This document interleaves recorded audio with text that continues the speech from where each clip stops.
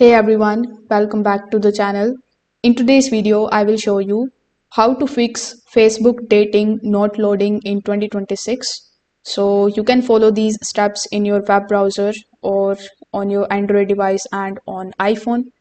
So first of all, you need to come here on facebook.com. Afterwards, you need to log in into your account if you haven't already. Now over here from the menu itself, you just have to launch the Facebook dating app or Facebook dating in your web browser.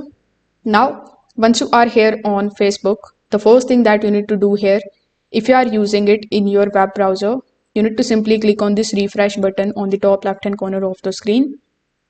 For hard resetting it, you can also press Ctrl plus Shift plus R on your keyboard, and it is going to basically hard refresh the files and remove the old cached errors automatically.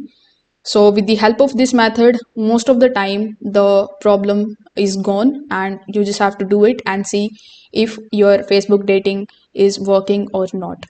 If the issue still persists, you can try the second method, in which you need to go to the settings of your device. So click on your profile icon, then click on the option of settings and privacy.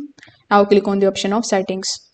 Now in the settings, simply just look for the option of privacy and securities. So here in the privacy and security, you are also going to see the option of cookies and site data.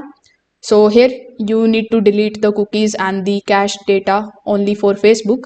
And after doing it, you need to restart your web browser and log in again. You can also try opening Facebook in incognito mode and see if it is working or launching in your incognito mode, because in the incognito mode all of the extensions, whether it is VPN extension or ad blocking extension, so these actually doesn't work and it doesn't save any cookies.